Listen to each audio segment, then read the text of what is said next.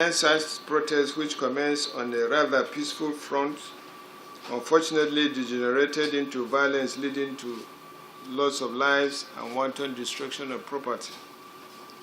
The federal government and state governments have set up panels of inquiry with a view to investigating the immediate and remote causes of the violence that engulfed some parts of the country in recent time. However, as an organization, the Nigeria Police Force suffered huge losses in terms of human and material resources during the incident. This has necessitated the setting up of a committee for assessment of the losses of the Nigeria Police Force during the NSAS protests.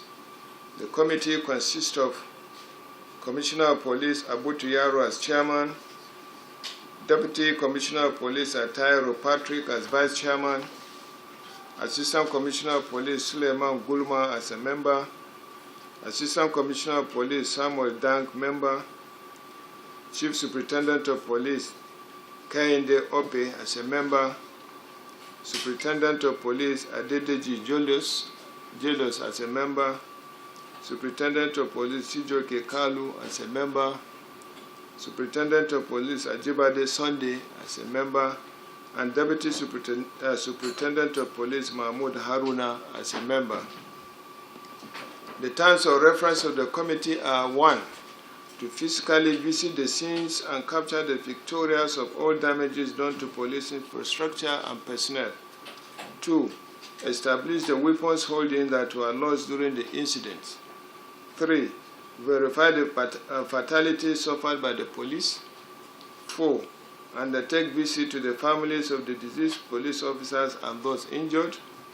5.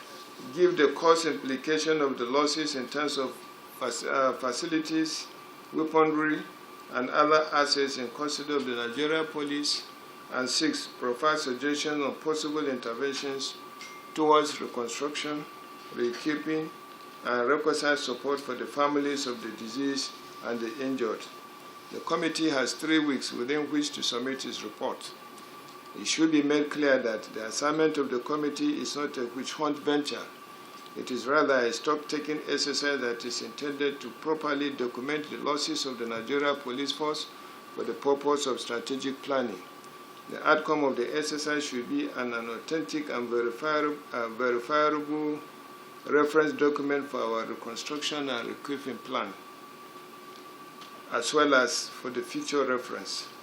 Members of the committee are therefore charged to ensure that they situate their activities within the mandate contained in the terms of reference.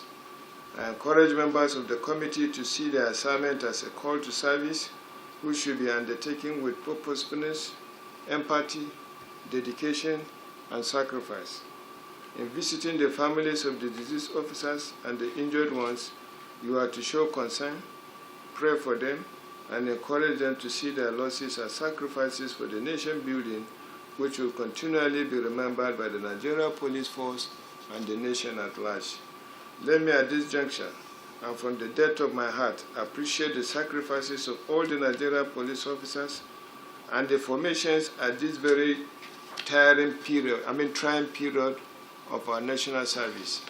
I'm particularly gratified by the restraint that the police demonstrated in avoiding deployment of lethal weapons, even in the face of imminent threat to their lives. I wish to appreciate the President of the Federal Republic of Nigeria, President Muhammadu Buhari, for his continued support to the Nigeria Police and the commitment to holistic reform of the police, especially at this trying period. I equally appreciate the Vice President, Professor Yemi Oshibanjo, and the government at all levels for their support and understanding. It is on this note that I hereby inaugurate the committee for the assessment of losses suffered by the Nigeria Police Force during the NSAS protest, and I charge members of the committee to commence work with immediate effect. I assure you all of all support that you may need in achieving these tasks. Thank you for your attention.